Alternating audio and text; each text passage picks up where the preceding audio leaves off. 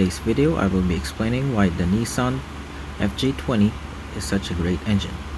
Firstly, this engine was introduced years before the first SR20s were being produced. Secondly, being that it was in the later years of the Showa era,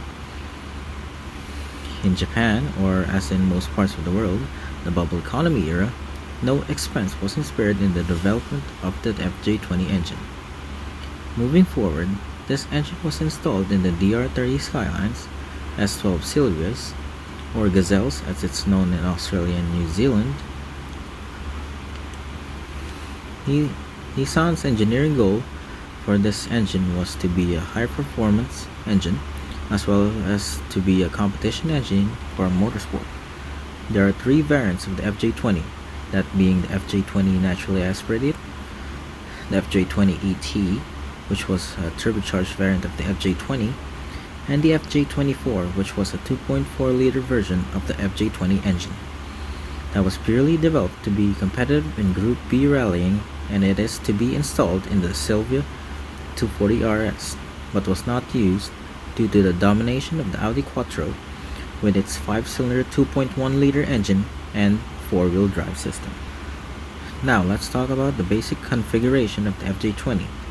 This variant has a bore of 89mm and a stroke of 80mm respectively, whilst the 2.4 variant has a bore and stroke of 92mm and 88mm respectively.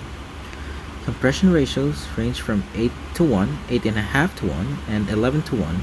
The two former ratios are for the FJ20, whilst the latter is for the FJ24. And they were all double overhead cam engines with 16 valves that was driven by chain. It is worth noting though that the FJ20 was the premium option back then, similar to what the RB26 is today, compared to the SR20, where it was an entry-level performance engine. Although I'm not discounting the great potential of the SR20, it's just that the FJ20 was the go-to engine for many years in the drag racing scene, and was only beat out by the SR20 due to the supplies of the FJ20 getting scarce, and wasn't feasible anymore to build one up to the maximum of what it was capable of. But 800 horsepower was very attainable with these engines back in the day. The FJ20 ET was also successful in Group A racing in New Zealand and in Australia in the form of the DR30 Skyline. It was amazing to look back into what they were able to squeeze out of the FJ20 using 80s technology to bring out 400 horsepower out of a 2-liter engine. Moving on, as I have said earlier, Nissan developed this engine with no expenses spared, and due to that, the resultant engine was very reliable and can withstand a lot of abuse. That's why a lot of drag guys used this engine back in the day for drag racing due to its strength. Conversely, the DR30 Skyline equipped with the FJ20 was also used in Japan locally for the Shutoku runs. Basically, street racing where they time each other for the fastest runs to complete a loop of the Tokyo Shutoku Loop Line Expressway.